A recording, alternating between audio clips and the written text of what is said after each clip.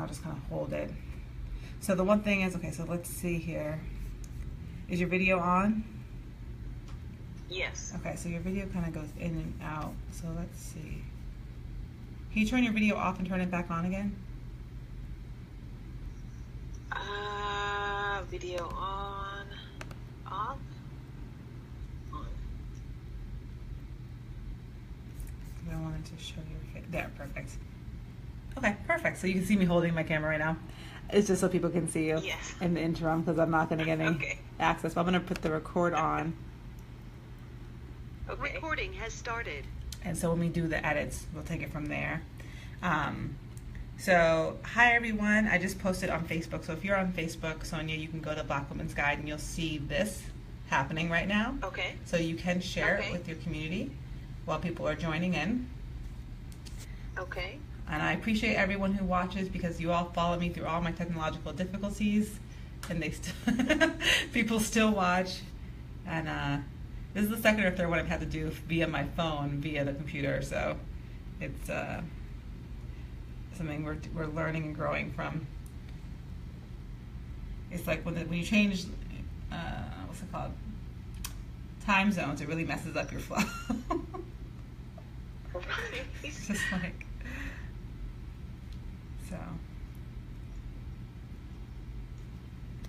Perfect. Okay. Okay. Awesome.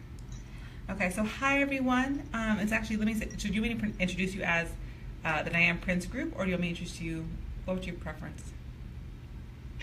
I've been called a Gold Digger Coach. People, they know me as the Gold Digger Coach. Okay. So if you want, you could introduce me as the Gold Digger Coach. Okay, perfect. And so we're just going to talk through your coaching business as well as your other businesses, how you structured it in terms of the group. Okay. We usually try to get in the weeds, so we talk through business decisions, back end, back office, accounting, budgeting, management. So we try to kind of get in the weeds. Sure. And at the end, usually on the replay, what we'll do is we'll, put all the tags, the links, stuff like that on the replay up, so they have that in the description, and we share it that way. Okay. As well. So perfect. Okay. So, hi everyone. You probably can only partially see me right now, but welcome to our interview of the week for the Black Women's Guide. This is interview 9, so we're about 2 months into these interviews, and I appreciate everyone who's watching this with all the technological difficulties. I know you can see Sonya here, who is CEO, but also coach. She's the coach, the Gold Digger, I'm saying it wrong again, the Gold Digger Coach, and you can find her at Gold Digger Coach as well, but she also runs a couple other businesses and has kind of a group umbrella where she runs all those businesses. So I'm really excited because a lot of the Black women here have a lot of big ideas around, I have all these different ideas. How do I merge them into one? How do I manage all of them? How do I kind of, start different businesses? What's the business structure? And so we're going to talk a little bit about that today and get into all the businesses that you run and how you run them all at the same time. So everyone who's watching, please feel free to post questions and comments. I'm watching on my phone, so I'll be able to ask Sonya those questions as we go through this interview. And then obviously on the replay, you can also put questions there as well, and that will be also helpful for everyone else who wants to plug in later on. So just maybe a quick review, if you could just share who you are, what you do, and where people might have seen you before. Well, hello everyone, first of all, and let me also start by saying, yes, I am the Gold Digger Coach, and I always have to spell that for most people, G-O-A-L. We're not speaking of gold as in the money-hungry woman, but we are speaking of that woman who goes out there, sets goals, and then achieves them. But what I have learned is my purpose in life is to help others reach their goals. And I didn't realize that I would always talk about and tell people, hey, you got to fulfill your purpose. You got to fulfill your purpose. And then it dawned on me, well, Sonya, what is your purpose? And I heard Steve Jobs say once before he passed that in order to find out what your life's purpose is, the main thing that you have to do is just to connect the dots. We walk in everything that we do. We walk and we talk our purpose. A lot of times we just haven't realized it. And so for me, I realized that a lot of my time is spent showing not just women, but showing people in general how to set attainable goals, those smart goals, and then set incremental small goals to reach that big goal. So it dawned on me, hey, my purpose is actually just that, showing people how to set goals, reach the goals, then set the next goal. And their goals are usually centered around, of course, whatever their purpose is. However, we all have that common thread running through our lives that will show us what that purpose is. And so that's kind of how I just kind of got started with that. When we first got started, or when I first got started with this, there were two of us. And as business should have it, now there's just one. And so now that's why I have coined the phrase the gold digger coach, and not just gold diggers, because it's just me. And we're just kind of, or I've just kind of set a path and set my sight on helping other people with that. Now, the Gold Digger Coach is that entity of me. However, the business itself is the Diana Prince Group. Those people who are big superhero fans know who Diana Prince is. That's Wonder Woman. And I've kind of called myself Wonder Woman. So Diana Prince is the group name, or Diana Prince Group is the name of the businesses, all of the businesses that fall under my scope. One of the things that I absolutely love is jewelry, handbags, custom tees. So I have a company, Velvet Luxe. The name has undergone a change. It was Hot Indulgence, but it's now Velvet Luxe. And Velvet Luxe is a business that I run with handcrafted jewelry. I make my jewelry. I also, with that, have handbags, and I have custom tees that I do with Velvet Luxe. The second company that I run with that is a company that's very dear and passionate. I'm very passionate about it. It's very dear and near to my heart, and that is Jolt's Total Fitness U. Jolt stands for Journey of Life Transformation, but it is basically a series of football camps that I take into communities. And with those football camps, we don't just zero in on the athlete within the student. The purpose of these camps is to pull out all of the capabilities and the potential of the student within the athlete. Because we all know it's not likely that everyone who can run a touchdown or throw a ball or make a basket or run really fast is going to make it into the pros. So what my camps do is we set out to show children and expose the student athletes to all of the jobs related to the sports industry, as well as equip them with the necessary skills to become productive citizens outside the sports arena. Because 9 times out of 10, they're not going to make it.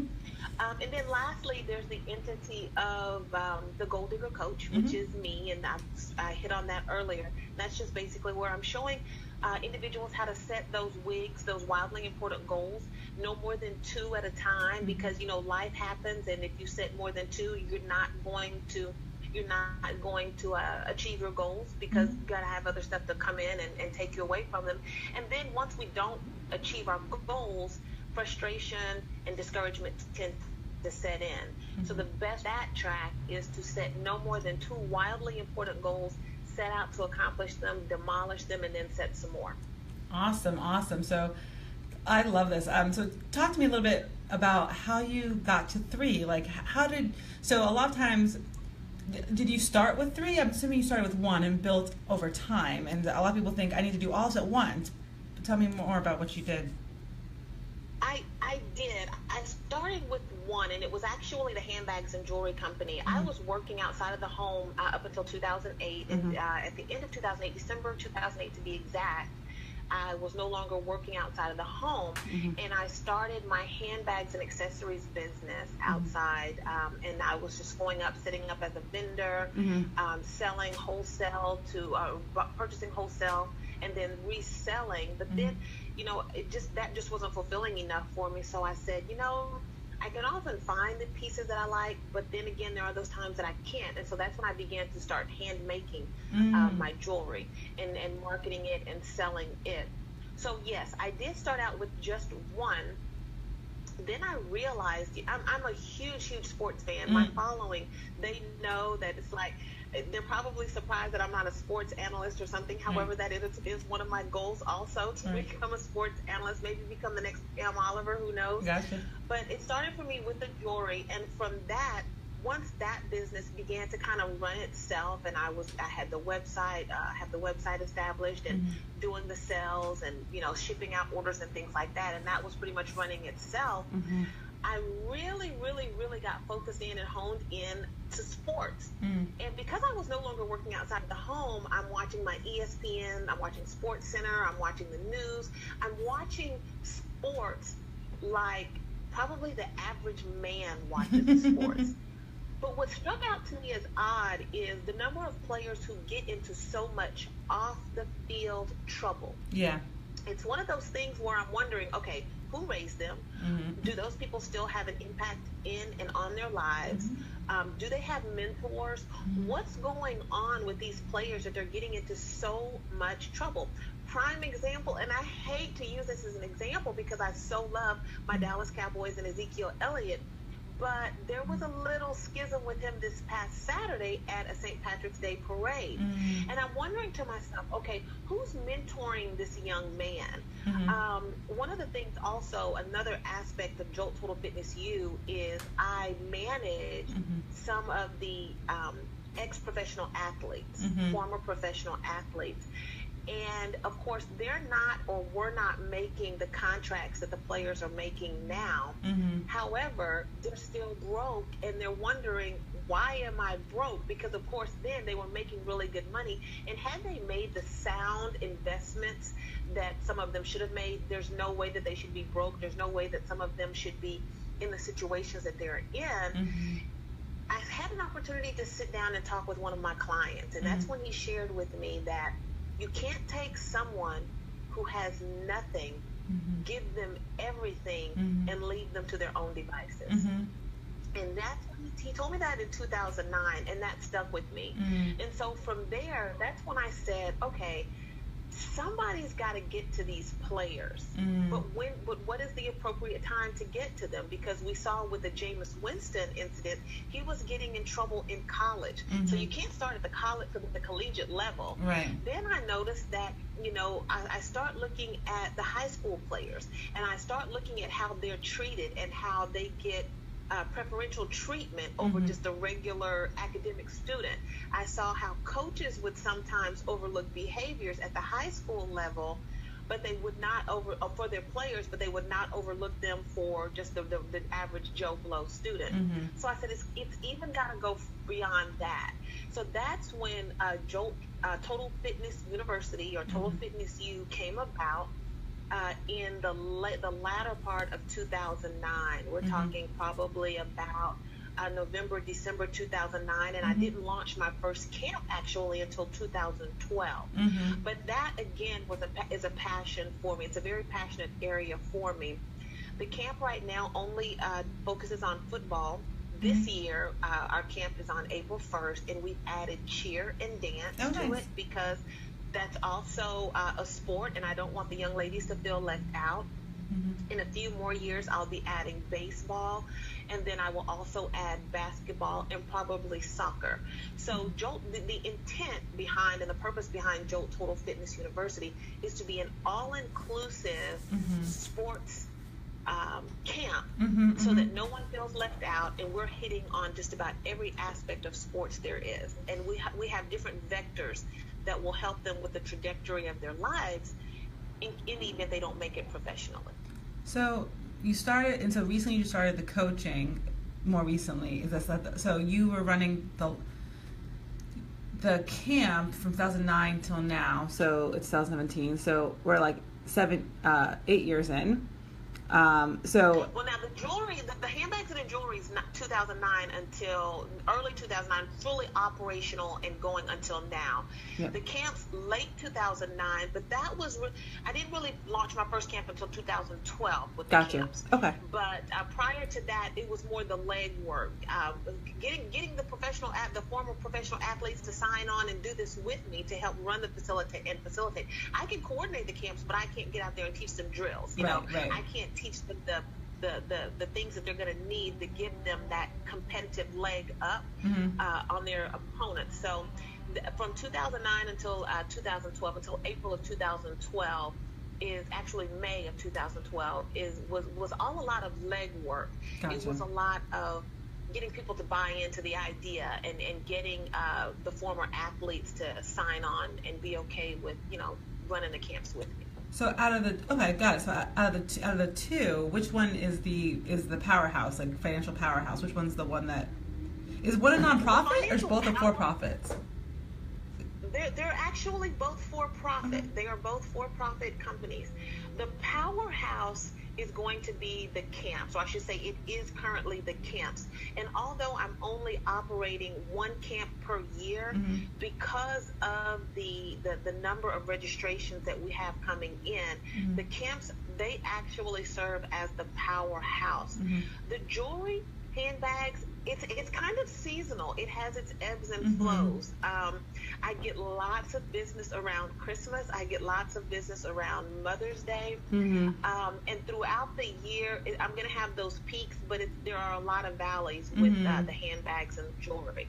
But like Christmas time, Mother's Day, it's hard to keep anything in stock. My fingers start looking arthritic because I'm, with the wife, and I'm, making so many necklaces and things like that. But Mother's Day tends to be a really, really big popular one with men, believe it or not, because a lot of men buy jewelry for their mom, for their mothers, and for their wives. But around Christmas, it's really, really heavy. Got you. So the camps, how many kids are in the camp? How many kids are you doing? Well, it just depends. The very first year we did it, we had 75 students there, and that was in 2012. And I was like, wow, we had 75, and this is my first one. I was really excited about that. But as word grew, or I should say as word spread, when we came back around in 2013, I had 300 students, 300 student athletes, and this was only football. Wow. And it's amazing because parents want their children to succeed at everything that they do. What sets our camps apart is we have the former athletes there actually pouring into the lives of the students, not just the football and with the football and with the athleticism, but they're actually pouring some real life knowledge into the students, and they're adding to their character. They are letting them know, hey, I may or may not make it. If I don't, it's okay, because I've now attained these skills. And that's one of the things that we do, and one of the things that we pride ourselves on with these camps.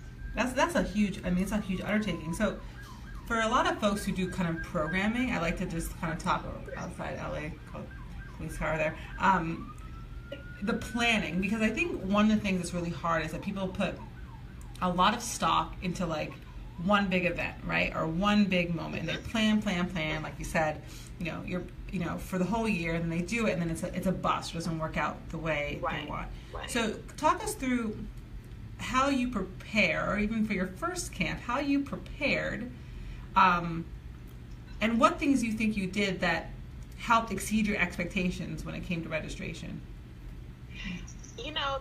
I think the one takeaway that I want everyone to leave this interview with is this: never despise a humble beginning. Never despise a humble beginning, because for me, 75 was huge. But for a lot of people, that would have been like, man, that was nothing. She only had 75 people, and she'd been planning that since 2009. And that's all that was all she got. That was huge for me because I really wasn't expecting that.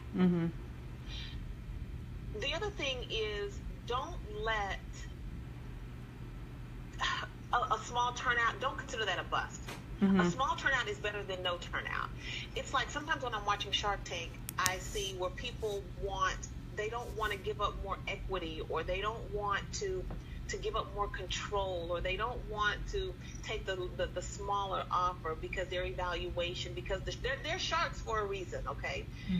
If they're giving you an evaluation and they're telling you, hey, your evaluation is way off, listen to that. Listen to them.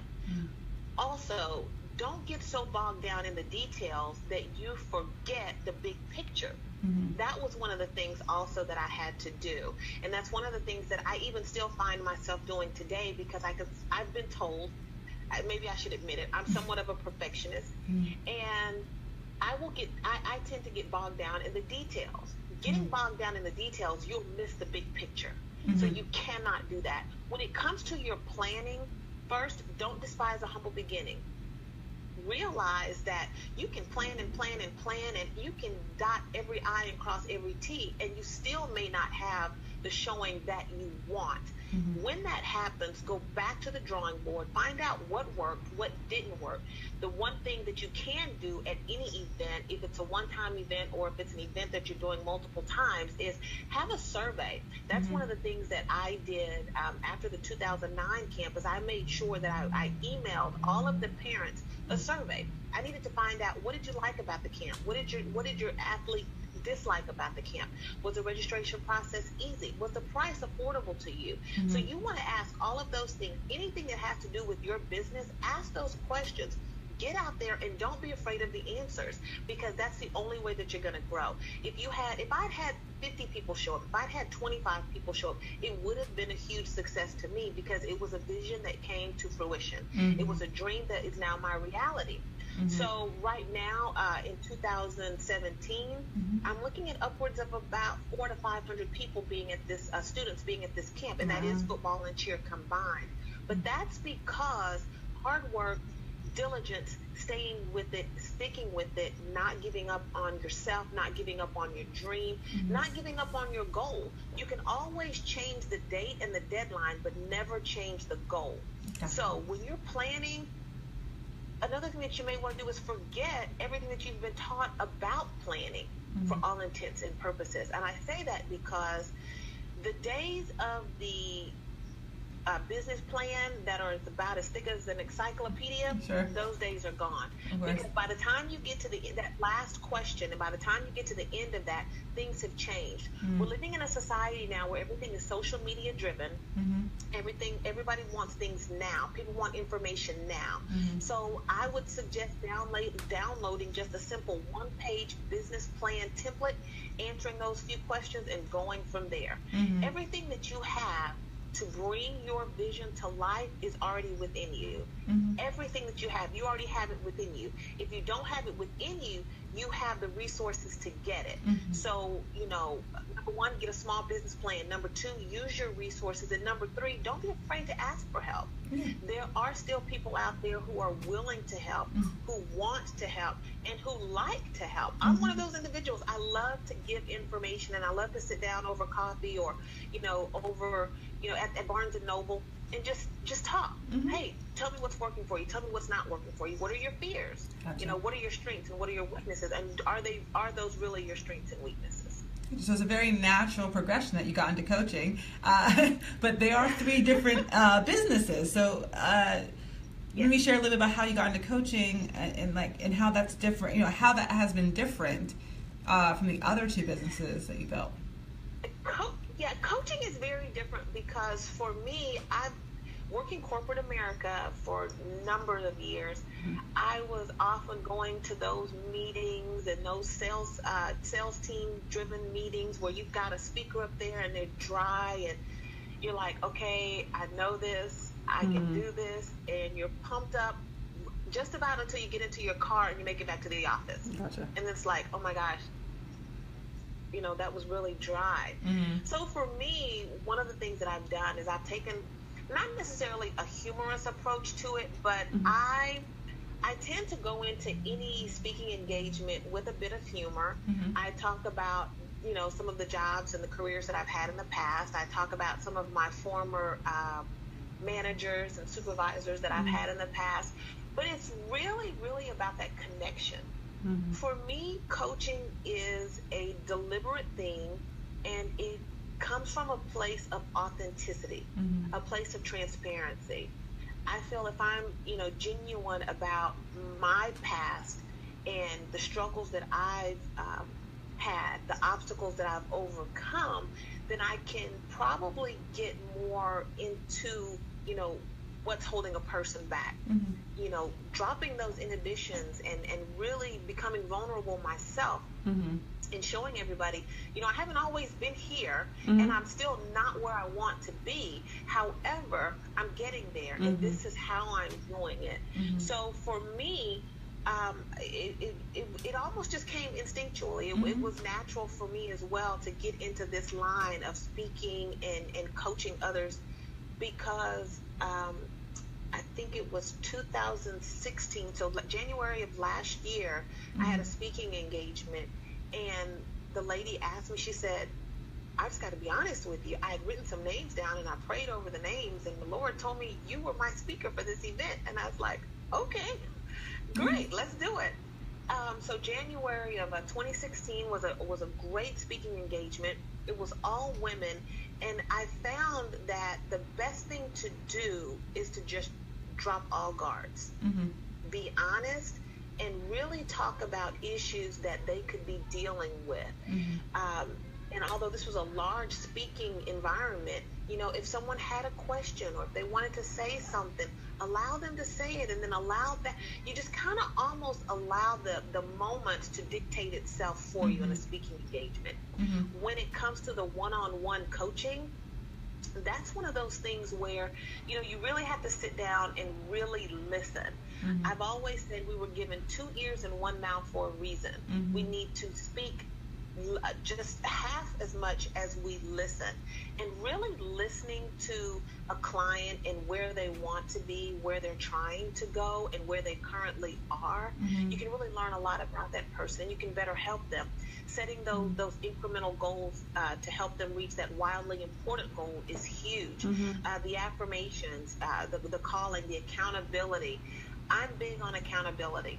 I want people to hold me accountable because I like to hold people accountable. So when you show people that you care by holding them accountable in a genuine way, that's one of the things that will also help them to reach those goals and go higher and continue to do better and continue to set more and larger goals. For sure, 100%. I mean, I think you're spot on with the coaching. I think a lot of people, we're in a weird world right now where everyone wants, you know, we have a lot of coaching going on, but people really still need a lot of coaching. So you're kind of building this business now around the coaching. So talk about how you prioritize. So you have 3 businesses that you're running. How do you identify what you're spending time on? Yeah, businesses that I'm running. I have a 12-year-old son. I have a 26-year-old daughter, and I have 2 granddaughters. Whoa. So just imagine. And then I also work outside of the home now in a school district, in the independent school district. So for me, prioritizing is key. I remember in 2000, between the years of 2005 and 2008, I would often hear, you know, work-life balance was the end thing. You got to balance your life. You got to have balance. Well, I question that, because if you have balance, that means everything is getting an equal amount of time. Everything is getting an equal amount of your energy to have balance. So I don't look at things as having balance anymore. For me, it's more harmony. And that's one of the things that I tell and talk to my clients about, is having life harmony, not work-life balance, but more work-life harmony. Harmony is anything that works for you. What works for you may not work for me. What works for me probably doesn't work for most people, and that's okay, because it works for me and it works for my family. But harmony is so key, because that's what's going to propel you. Your positive attitude and your harmony, the harmony that you find, is what's actually going to propel you forward with your goals, with your life, and with just making your dreams become your reality. The thing of it is this: I'm at work 8 hours a day. I come home and I say to myself, and I have to tell myself repeatedly, if I can give my job 8 hours a day, surely I can give the Diana Prince Group and all of its entities 3 or 4 hours. I still have to cook, I still have to check homework, and I still have to get some sleep. Now, those 3 or 4 hours that I give to the Diana Prince Group usually turn into sometimes 5 hours, 6 hours, because you just get so engrossed in what you're doing, especially when you're passionate about it and when you really love, you know, your businesses that you're running. You'll get so into it, you look up, it's 1 o'clock, it's 2 o'clock in the morning, and then my alarm clock is going to be going off at 5:30. But that's what works for me. operating, and I know it's not good for me. I'm working on that. I am working on trying to get a little bit more harmony in there, because I would like a little bit more sleep sometimes. But that's what works for me. Because I am in an independent school district, then I have my spring breaks, I have my Thanksgiving breaks, I have winter break, and then I have summers. So that's when I really get to just go all in with the businesses and do just about everything I can with them. However, during the school year, during the week at least of the school year, then my time is a little limited, but I still am able to give a good portion of my time to those. With regards to the harmony within the businesses, now that's work life. The harmony within the businesses themselves, because they have seasons, I'm able to prioritize what I need to devote time and attention to. The good thing about my camps is that they only run right now in the spring and summer. So the beauty of that is Mother's Day is right there at the beginning. So I've already started. Most of my Mother's Day customers for the jewelry and handbags, they're repeat customers. I'll get a few new customers, but my repeat customers, they get their orders in very early, and I can fulfill those orders easily. It's not a problem. That's also I have been able to find out what my top sellers are, and because I know these 3 pieces are going to be top sellers, then I've already started working on and crafting those and putting those pieces together, so that when it is time for those orders to come in, they'll just be ready to ship. I may have a few other orders, or I may not make quite enough, so I'll have to just make a few more, but I won't be up working 24 hours straight just making jewelry, because I know, okay, here are my top sellers. They're ready to be shipped out as soon as those orders come in. And then the camps are now at a place where it's just a matter of me updating a website. And the funny thing about it, this year for my website, I actually hired a gentleman to do the website. He promised that he would have it done in a certain amount of time, and he would have it completed by a certain date, and it wasn't. And it was one of those moments where I almost wanted to cry, because I'm thinking, I've got to get my registration open. He promised he would do this. He said I gave him everything he needed, and he said he would have it done by this day. And I'm just furious. Then it dawned on me, Sonya, the best piece of advice is the advice that you always give everyone else. And that is, you already have everything within you to get this done. So late one night, I said, go to sleep. You'll get this figured out in the morning. Sure enough, I woke up that Sunday morning, called GoDaddy. That's who my domains are registered with. Asked them for some solutions. They gave me some solutions, and I hammered out the website all on my own. I had never built a website before in my life. Does it look as, does it have all the bells and whistles that I would like? Absolutely not. Right. Is it getting the job done? Absolutely. Done. And I'm proud of the website, because it's one that I built. Right. And so that's kind of where I am now. As far as the camps are concerned, the camps are at a spot or at a place where they kind of operate themselves. The only thing that I have to do with camps is make sure that I order enough T-shirts, make sure that the vendor that's going to provide the lunch has an accurate count. And of course, we always overshoot that a little bit for those day of registrations. But that's really where I am now. And luckily, because my businesses have seasons, I'm able to prioritize those. The only thing that I do on a regular basis throughout the year would be the coaching. And I will say, it's in a peak season, but not necessarily peak season of a year with an ebb and flow. This is more of a peak season because, as you mentioned earlier, we're in a really strange place right now. People are trying to find out who they are and which direction they need to go in. And so for the last few years now, that's been steady. Luckily, however, I was able to get Velvet Luxe and Jolt, JTFU, where in a position where they are kind of running and operating themselves, so that I could devote more time and attention to that.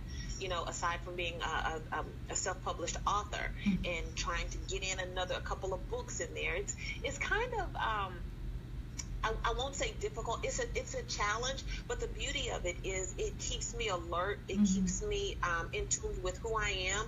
It keeps me in tune with where I want to go, and me continuing to reinvent myself and doing certain things. It also keeps me in tune with my clients, because my clients are those individuals who are also trying to reinvent themselves. So if I'm reinventing myself, then of course I have real world and firsthand experience that I can utilize to help them. For sure. And just kind of, if you were starting over today in 2017, what kind of advice would you give yourself if you were starting from scratch and you were like, I'm going to build this all again? What would you tell yourself? Oh, wow. And this is building just everything over again. Yeah. I would tell myself you can do it. I had a lot of self-doubt in the beginning, but I would tell myself you can do it and keep at it. And I think I would, if I were starting from scratch right now, I would be where I am now a lot earlier, a lot sooner. But the main thing is to stay focused. And the other thing is you don't need anyone else to do this with you and for you. With a couple of businesses that I've tried to run, including the gold digging thing, I brought someone in with me, and both times, though it failed with that other person. However, by myself, I can do it. That would be the one thing that I would tell myself. And you have to be very, very careful with whom you share your goals, your dreams, and your ideas. Everyone's not in your corner. Everyone is not in your corner. And I don't say that to scare anyone. I say that as a reminder that you already have within you everything you need. If you have to step outside for resources, that's one thing, but do not step outside to bring someone else into the fold of your business unless it is absolutely mandatory and you know you want this to be a 2-person, 3-person, 4-person or larger business. But everything you have is already within you. There's no need to bring anyone else into the fold of it. Gotcha. No, that's good advice. I think people sometimes, we look outside for answers. I mean, I think it's okay to work with folks, but we look outside for answers, right? And so starting by looking in yourself first is a really good benchmark before you integrate anyone else, because you have to be mentally ready, physically ready, spiritually ready to do the work before you can invite anyone else into your corner, right? And I'll tell you, my business partner is Google. Google is your friend. That's fine. Google is your friend. Don't be afraid. Everything that you need is on the internet. You can, from starting a business, how to get a corporation going, how to get a limited liability corporation started, whatever it is you want to know, it's on the internet. Make sure that you're looking at reputable websites when you are on the internet, but everything you need to know is on the internet. You need to learn how to register a business within your state. You can Google that and then do what you need to do. You can even get half of that process done online and then just go in to take care of the rest of it in most states. So everything you need to know is online. Then the other thing is protect your business, protect your assets. If you don't have the money to trademark anything right away, at least get the ball going on trademarking, because as long as you get the ball going, that will help you. But be very careful. Guard your businesses, guard your assets. Look to yourself for everything that you need. If you have to go outside for someone else, make sure you're just maybe looking at it for maybe some advice, and you're seeking what I call a SME, a subject matter expert in your field. Don't just talk to Uncle Johnny, because Uncle Johnny is a shade tree mechanic, and you're looking at starting one of those, a car automotive shop. Talk to him. Maybe give a little advice, but don't let him be your only source of information. Talk to some subject matter resources, experts out there, and allow them to guide you. Let them know what you're interested in, and tell them, hey, I don't have a clue about this, but you're the expert in this field, and I just have a few questions. Ask the hard questions. Ask the difficult questions. Get a mentor if you don't have a mentor. Get a coach if you don't have one. But find people who are willing to pour into you, because running, owning, operating your own businesses is not only physically exhausting, it's mentally exhausting, it's emotionally exhausting. Now that I'm working outside of the home, and I'm also running these businesses, my son last school year said, "Mom, this is the first year that you won't be able to go on a field trip with me." It's like, really? You're really going to do that to me? Right. But it was like a dagger. I'd been stabbed in the heart by a dagger. But again, it goes back to the work-life harmony. I told him, no, I can't go on this field trip with you, but how about we do this? And this is why mommy can't. You know, this is what I'm working on. This is what I'm doing so that we can have this. And he understands that now. And now he's, of course, 12 years old in the 7th grade, and he doesn't want me to go on field trips. Of course, now he's like, I'm too grown, Mom, too grown. In the 6th grade, I'm sure he still did.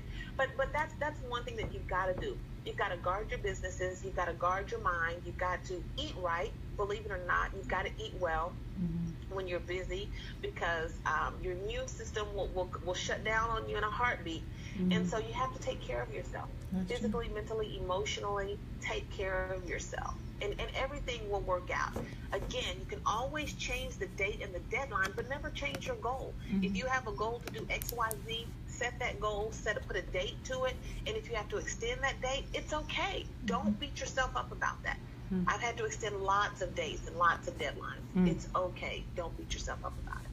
Awesome. So final kind of question here. The Diane Prince Group 2.0, what does that look like? What is the next evolution of the brand and the company? Well, I'm glad you asked. I'm an avid runner. I find time to run 5Ks. In 2013, I ran 26 races. Wow. In 2014, that was cut short because of 2 automobile collisions, unfortunately.